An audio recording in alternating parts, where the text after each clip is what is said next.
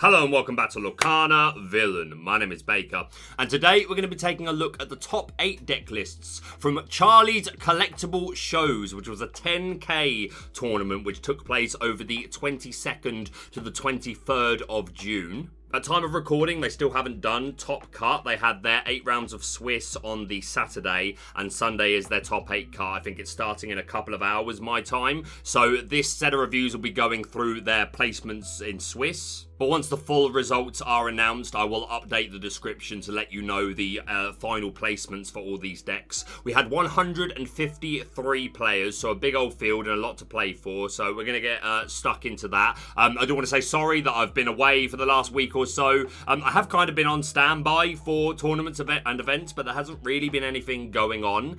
So I decided to just kind of double it up as a bit of a mental health break. Stepped away from Lorcana a little bit, focused on some other interests of mine. Although I was still working on my Lorcana D&D map, but that's separate in my head. But yeah, I've done some other things and the stuff around the house that needed doing. But yeah, I'm feeling more ready to get back into it now. I'm glad we've got a big event to look at. A shout out to the channel sponsors, Cardmarket. If you're looking for singles from any of the Lorcana sets, then check out Cardmarket for very competitive rates. But other than that, let's take a look at the top 8 deck lists.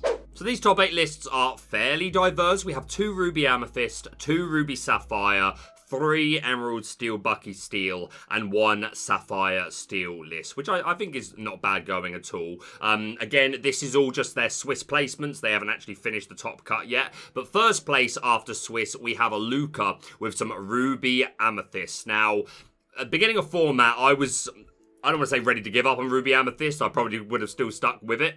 But I did think it was looking like it was going to get a lot weaker going into this set. I have completely changed my mind. Again, I haven't played for a while, or I didn't play for a while, a good couple of weeks. But the last couple of days, I have found the opportunity to do some play testing, and I'm feeling a lot better about Ruby Amethyst. One of the core reasons is this new Flynn Rider, Frenemy, 2-cost inkable 2/2, quest for 1, and narrow advantage at the start of your turn. If you have a character in play with more strength than each opposing character, gain 3 lore. Now, this isn't your key to victory against all decks, but against Sapphire Steel and kind of Ruby Sapphire can get out of it because they can just Maui. Which kind of stalemates the whole thing. But against Sapphire Steel, it's a really strong card to play early, especially if you're able to curve into Sisu and then Queen's Castle. They really struggle to answer that.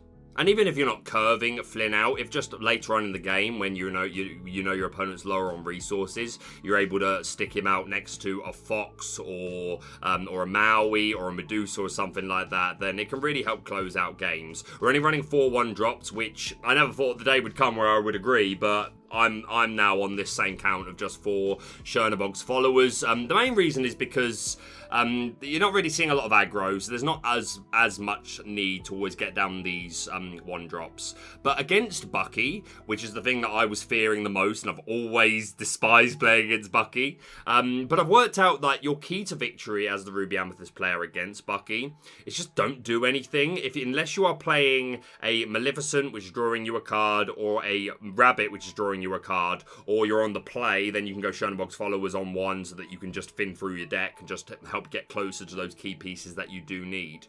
If you just do nothing, then you can generally hit the turn 7 be prepared, and then just reset everything, and then it becomes kind of this stalemate where you've both maybe got 1 or 2 cards in hand. It just becomes who top decks better out of that situation. And as the player playing these Amethyst draw cards, Maleficents, Rabbits, Friends on the other side, you should do better in that draw situation more often than not. It's not always going to happen. I feel like it should be sort of 60-40 to the RA player. Again, if you just play really passively in the early game, don't go for your Flynn line or anything. Like, if you're not playing something that directly draws a card, then just don't play anything and just get to your turn 7, be prepared. Especially because Green Steel quests, it really struggles to quest. It gets 20 lore really, really slowly. And even if they get to like 15, 16, they have no reach. So if you can stabilize then and then start just controlling the boards with your Medusas, your Brawls, your Tremaines, things like that, maybe get some benefit from Castle and start drawing even more cards, then the matchup isn't awful. I still don't like the matchup into Bucky. I still feel like it's probably the worst matchup, but that is your key to victory, really. So yeah, I like just these 4 Chernobyls. Still got 4 Snakes. Still good just for just bouncing all these come into play abilities. And again, against other decks, there's nothing wrong with just going turn 1 Chernobyl, turn 2 Snake. Maybe even if you're following that up with a Flynn Rider, if you feel like that's enough against the Sapphire Steel players. Probably not preferable. But Snake's still good. 4 Fox, obviously, for ball control. I mentioned the 4 Maleficent. This is just, again, it's a consistency card. I've always been a fan of Maleficent. On 3, it can often feel slow. Unless you're then singing Friends on the following turn, but it can feel slow on 3, but I like it from turn 5, 6, 7 onwards. Just I want to put something down, but I don't want to lose card count. Plus, again, it's just consistency. You're thinning your deck and finding the pieces that you actually need. So yeah, I'm only on 2 in my build, but I like the Maleficents. The 4 Sisu, again, just such a powerful card. That 4 willpower gets an extra strength for each card in the opponent's hand.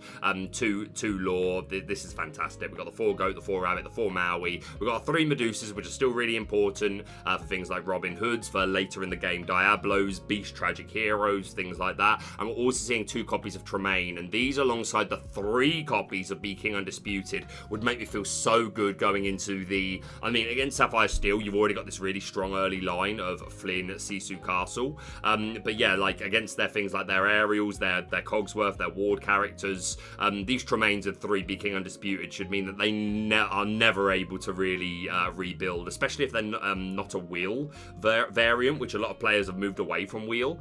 So yeah, just this high count of characters that can get round Ward and our removal, I think gives you such a strong Sapphire Steel. Should give you a really good Sapphire Ruby matchup as well, because you've got the same amount of removal. They're ramped higher, but if you're just removing these things straight away and at the same time you're playing Rabbits, drawing more cards, you're playing Goats, all this stuff. We've got the 4 Brawl, which is absolutely necessary. Like, it's the card that we don't really want to be playing this many, but you just kind of have to for the Diablo, and of course also it helps with a lot with Flavisham. 4 Friends for draw, King Undisputed we've spoken about. Yeah, I've done a complete 360 on this card. When I first saw this, I was like, love it, but Ursa Deceiver's going to keep it out of meta, but that is not the case. It's so good. And again, just post Be Prepared, being able to, if you go Be Prepared and then they play like a Tamatoa or something, or an Aerial or whatever, being able to then on your turn, going into your turn 8, you ink to 8, being able to go Be King Undisputed into Castle or Be King Undisputed into Rabbit or something like that is just so strong.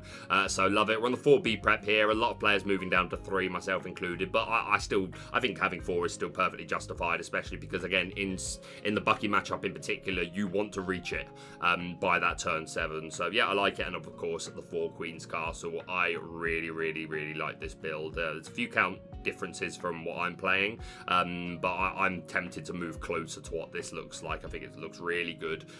So yeah, huge congratulations to Luca. And in 4th place, our other Ruby Amethyst list, we have Kendall. Actual No I'm Not on Twitter. A very good player, no stranger. We've covered them before. They've no stranger to making top cut in Lorcana events. So a very respectable player, playing a very similar list to what we looked at a moment ago. We're not playing the Tremaines, but we do have that 3 count of Be King Undisputed, which still is really great. I love the 3 Medusa. And these 4 B Prep and 3 Be King, again, you should still feel pretty comfortable against the Sapphire Steel and the Ruby Sapphire matchups. Also on the full Chernobyls, but we're also playing 3 copies of the Magic Broom, a Luminary Keeper, who's a 1-drop 1/2, and whenever you play another character, you may banish this character to draw a card. So again, it's just another card to help you thin your deck a little bit more and just find those key pieces. Something I'm just noticing that is absent from this list and from the first place list that I completely missed is no Kuzco, the 2-drop Wanted Llama, which I do like the Kuzco. I just said a moment ago I may move my list closer to what Luca's looks like, the first place list, but I do really like the Kuzco, especially because I'm playing a Teeth in my build as well, just for kind of like 5th early answer to Diablo along with the Brawls.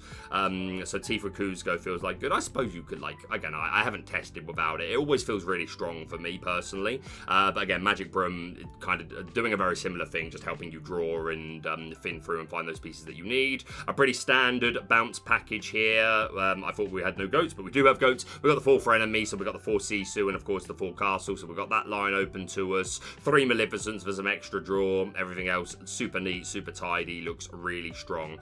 Yeah, again, I really like the Kuzco, which is the only thing I'm not a fan of from these 2 lists, but the lists still look really strong, so maybe I need to try out Kuzco-less Ruby Amethyst, but nonetheless, congratulations to them. Going back to second place, we have our first Ruby Sapphire list, courtesy of Taylor. All the control cards, all of the ramp. We got the 4 1 jump aheads and 2 how far I'll go, which I think is a fair split. I do think the 1 jump ahead is more important to hit early. I do really like how far I'll go. Of course, a great song for things like Maui and Medusa to sing, or even Grandma Tala. So I think I'd probably want to find room for the third. But yeah, if you're going to prioritize one, I think 1 jump ahead is more important. We are seeing 3 copies of the Frenemy Flynn Rider in this list, so access to that line in the mirror must feel okay. I mean, I suppose they just put down Maui, but it depends how many cards they've drawn. Maybe your Sisu is... No, I doubt you're outpowering the Maui.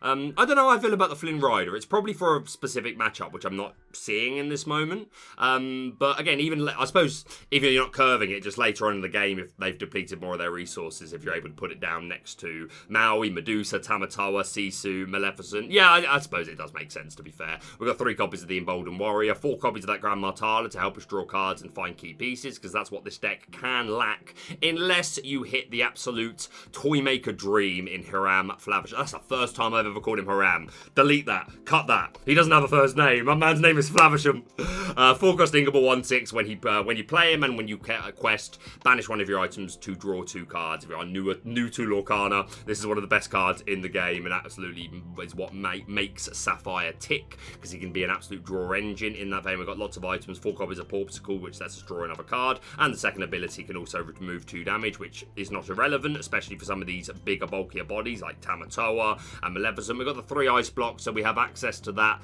not only just for the manipulating strength to make us more favourable in challenges, but we get more things into Brawl range, which is 2 strength or less, more things into Madame Medusa range, and more things into Sisu range. The 8-cost Uninkable Floodborn, 5/4, shift for 6, quest for 3, and when you play her, banish all opposing characters of 2 strength or less. That gets around ward. Just a one-sided board clear, so strong. And with these 3 ice block, of course, we're getting more characters into that range. We've got the 4 Fishbone Quill for the ramp, 2 Lucky Dime to make us help us make really insane lore jumps in the later part of the game with things like Tamatoa and Maleficent or Sisu, but Tamatoa is the one that really going to try and get our reach to game with. And we're running 3 copies of Vitalisphere, 1-cost Inkable item, pay 1, banish this item, chosen character gets rush and +2 strength this turn. I like the Vitalisphere. Again, it's another 1-drop item. Like we're only playing, the only 1-drops we have are items. We're the 4 Pawp and 3 ice block, but just higher odds for that. And again, this extra 2 strength can matter to like this. The math fixing is good. Giving rush to something like Medusa or Maleficent can be really strong. And again, just the item synergy that we have in general with Flavisham and Tamatoa. So yeah, it looks like a really strong variant of Ruby Sapphire. Huge congratulations to Taylor.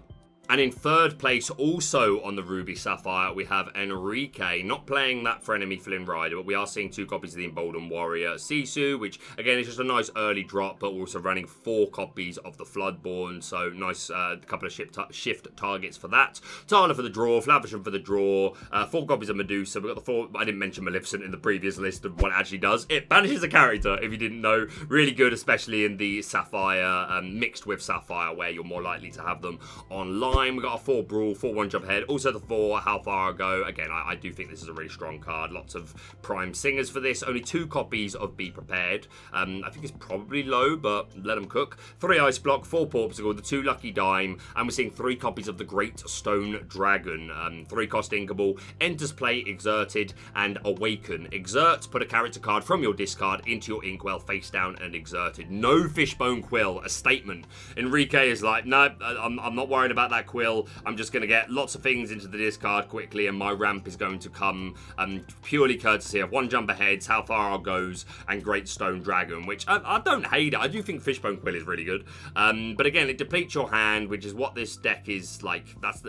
It's wrestling with itself in like it needs Flavisham to replenish those resources if you do go down a quill line. But I think there's nothing wrong with saying just, hey, on 2 I'm going to 1 jump ahead. On 5 I'm going to use my 4-drop Grandma Tala to sing How Far I'll Go. That's already got me a couple above the opponent. And then after they've taken out a couple of my characters, my Great Stone Dragon is what's going to get me to that higher point for Maleficent and Lucky Dimes. You definitely in the mirror will feel... I feel like you'll be behind on ramp a lot of the time. But hey, Great Stone Dragon, definitely one of the more underrated cards. I said I thought it would be good later in Lorcana's lifespan when we have more cards that like can really like aggressively flood the discard pile. I want a card trooper for my Yu-Gi-Oh fans. I want a card trooper. That's what Lorcana needs. Would that be too good? Thoughts in the comments if you know what card trooper does. Why am I gatekeeping?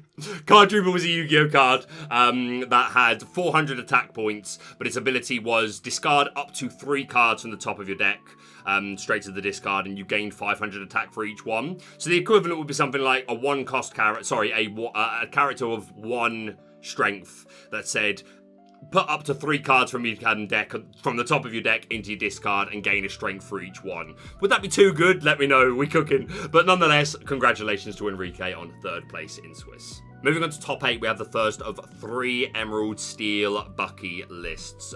This one mostly looks pretty standard. We are running the 4 1-drop Diablo that lets us look at our opponent's hand, and of course the 4 Floodborn Diablo, so we have that curve open to us of turn 1 Diablo, turn 2 Bucky, turn 2 shift the Floodborn Diablo, but by discarding an action, which is just pure filth. We've got our 3-cost Aladdins, which again 3-drop Floodborn, but the ability very good. Whenever this counter quest, you can banish an item, so going to be good against those Ruby Sapphire and Sapphire Steel decks. We've got 4 copies of the Floodborn Pegasus Cloud Racer, but we're not running any of the 1-drops, which I don't know how I feel about. I feel like the 1-drop is really good. I mean, you could still get value from this Pegasus because, again, it's a Floodborn, so if you've got the Bucky on board, then it has that built-in make your opponent discard a card effect.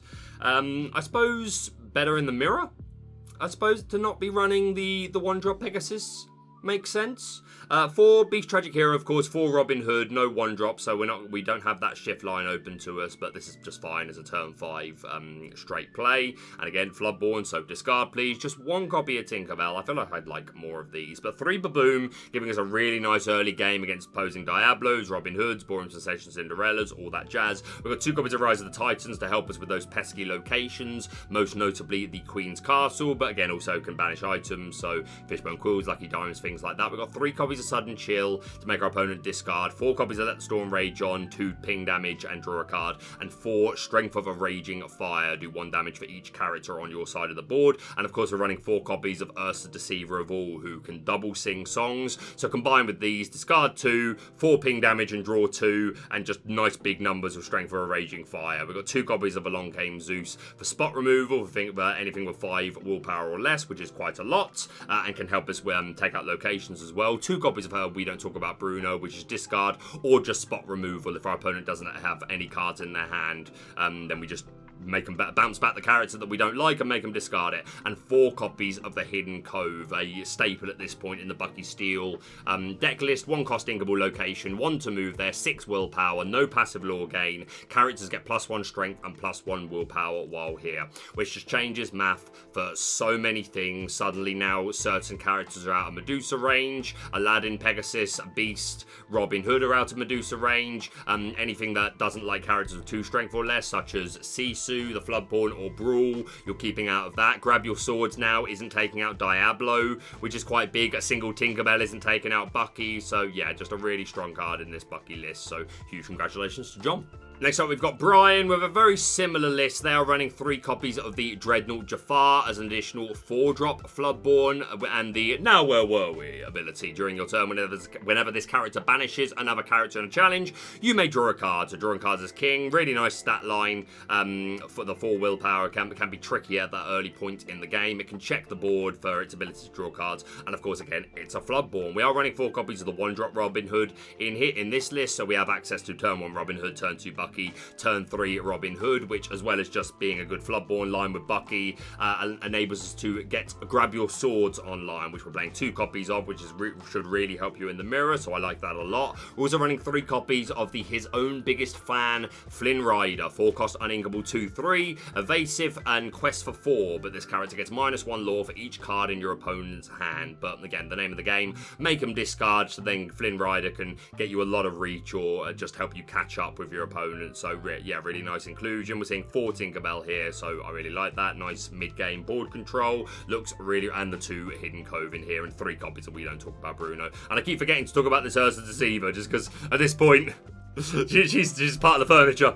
2 cost Inkable. When you play this character, chosen opponent reveals their hand and discards a song of your choice. Get rid of the Be Prepared, get rid of the Whole New World, the Grab Your Swords, whatever it be. So yeah, pretty cookie cutter Bucky list. Congratulations to Brian. And our final Bucky list, with some spice, only 2 copies of the 1-drop Diablo, which I don't hate, because like outside of that turn 1 1-drop, turn 2 Bucky, turn 2 Diablo, it's not great. I mean, again, it can be an information scouter, so it's okay. It's not a great top deck, but I still think that opening line is so strong that I would want to maximize my odds of hitting it.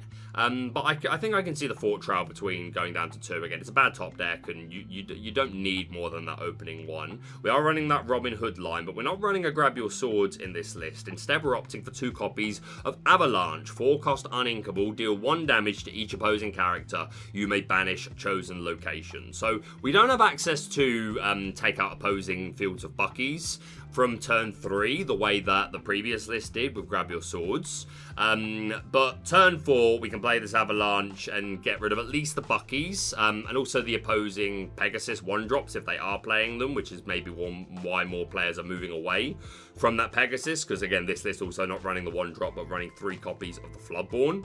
But yeah, this Avalanche answers Bucky and banishes a chosen location. I feel like it's probably good in the mirror, but I don't know. I feel like I'd rather have the Grab Your Swords line, and then just be running Rise of the Titans for the locations. I don't know. I like it. I just don't know if I like it as much as just playing Grab Your Swords. Thoughts in the comments. I'd love to read some discourse on that. Only 2 copies of the 2-drop Ursula, which again, if you're making them just discard their whole hand anyway through just Bucky shenanigans, then yeah, it can make some sense. Yeah, I suppose it's fine. A lot of the rest pretty standard. Diablo, the Deceiver of All. We've got 4 Jafars in here. 3 Pegasus, as I said. 2 Tinkerbell. Our song package is 2 Sudden Chill, 3 Let the Storm Rage On, and 2 Strength for a Raging Fire. I don't know if this small package warrants playing 4 of these. I think either go to 3 or find a way to... Like, Storm Rage On at less than 4, I'm not sure I agree with hugely. But also running 2 copies of Cricky. When you play this character, your other characters get +3 strength this turn. 3/4 stat line quest for 3. So yeah, it gives you the ability to like have a really aggressive turn out of nowhere if you've got a board of these low cost characters like a Diablo, a Ursa Deceiver. Suddenly these are more formidable threats and helps you get up to bigger numbers for Tamatoas, locations, things like that. And again, it's another aggressive quester, which, well, I say another one, this deck is lacking aggressive questers. So yeah, interesting. We've got 2 Along Came Zeus, 1 a Find 'em, a Flatten 'em, which I do like, again, especially into the Ruby Sapphire, Sapphire Steel lists. This should feel really strong. 3 we don't talk about Bruno, 3 Hidden Cove, and 1 Under the Sea. This is the one that I understand the least. Like, I question the Avalanche and the Cricky, but I gets it. Like, I gets it. But Under the Sea, I don't know, man. I don't. What do you really need this for? But hey, led them to top 8 in a big old field. So Under the Sea. There you go. Congratulations to them. And our final list in top 8, we have James with some Sapphire Steel. Most of this looking really strong and cookie cutter with the tiniest bit of spice. We're running 4 copies of Mickey Mouse Detective as a different way of ramping. You don't always want to go down the Fishbone Quill route if you don't have a path to drawing a lot of cards, especially if you think they have access to pop it too early. So yeah, Mickey's really strong. We've got Spee here for the stats, really aggressive quester. Running 2 copies of the Magic Broom, Aerial Cleaner, who gets evasive during your turn. This is a Diablo answer. That's pretty much it, but it's an inkable one, so you'll have to see it. We've got 4 Flavisher for the draw, 4 Cogsworth, giving resist 1 to all your characters, and of course having wards, so difficult to remove. We've got 2 copies of Beast Hard-Headed to take out opposing items. We've got 2 of the new Aerial Treasure Collector, what really helps, one of the best additions for this deck for sure. I was definitely off the mark about this particular card. Has wards, so it's difficult to remove. 3/4 stat line, quest for 3. 3, but if you've got more items than your opponent, she gets +2 lore. She's a quest for 5. So that alongside Lucky Dime, I have lost to that out of nowhere a fair few times. Even though I generally feel quite favoured into Sapphire Steel when I play Ruby Amethyst, which a couple of people have told me doesn't sound right, and maybe it's just my narrow experience window. But I don't mind the matchup into Sapphire Steel, but I have absolutely lost to it out of nowhere. Just from if they get the aerial down, like if they already had the dime and they can go aerial, dime tap for 2. If you can't immediately answer that aerial, obviously you want Tremaine's and be King Undisputed, but if they do have other characters and you can't answer this aerial, or be prepared more preferably, then next turn they're questing for another 10 because they're questing for 5 with aerial and hitting the dime again. And by the time they reach that point where they've played dime, I'm sure they found that other 5 lore from somewhere. So yeah, really strong addition. 14 for board control, running 2 copies of the new Simba. It's not new anymore, it's into the Inklands. Fighting Prince. When you play him and when he banishes a character in a challenge, you can either draw 2 cards and then discard 2 cards, great, help us find the pieces that we need, or deal 2 damage to a chosen character, which is just Tinkerbell's second ability. But you also just get it on play, so yeah, really strong addition. Tamatoa, of course, to be another aggressive quester, working really well with our item package and our Lucky Dimes in particular. 4 copies of Baboom, definitely wants to answer things like Diablo early and again interrupt opposing early shift lines. 2 copies of Along Came Zeus for spot removal, 2 Let It Go, Cinderella Stout-Hearted being one of the most prime targets for that, but opposing Tamatoas as well. But again, just a good cut. If something just gotta go and then you basically win, then this is also a good option to have. 4 copies of Grab Your Sword. We have no early shift line for this, so we're either playing this on 5 or we're playing a 5-drop and then singing it on 6, but I think that's perfectly reasonable. Getting a Cogsworth down on 5, they tend to have the Cogsworth, and then our item package: 4 Porpsicle, 4 Fortress Sphere, the 4 Fishbone Quill to help us ramp, the 2 Lucky Dime, and the 2 Maurice's Workshop, 3-cost uninkable item. Whenever you play another item, you may pay 1 to draw a card. So this is our wheel-less list. We are lacking a whole new world, which, again, as I mentioned earlier, a lot of Sapphire Steel players are heading this way. I know Sky, one of, if not the best, definitely one of, if not the best, Sapphire Steel player, to my knowledge, has moved away from the wheel. I watched a video he did on Alphos's channel, which was very informative and which I would definitely recommend, where he talked all about the lack of whole new world and it just never feels good to be refreshing your opponent. And a lot of the time, Flavisham can just be enough. Notice we're not even playing a Tragic Hero Beast. We are just reliant on Flavisham a lot of the time. But the 4 Fortress Sphere and the 4 Porpsicle help do such a good job of digging. And hey, if you can get down this Maurice's Workshop, so that playing Porpsicle or playing Fortress Sphere is draw 2. You have to pay 1 ink. But again, we're rammed, so I think that's perfectly reasonable. Not to mention we're recycling them with Tamatoa. So yeah, cooking. James, you're cooking. You love to see it. Congratulations to them. And that's it for the top 8 deck list for Charlies Collectibles Show. Again, later on, I will update the description to let you know which the final placements for all of those lists. But yeah, not a bad set of top 8. I think it definitely could be a lot worse. It could be a lot worse.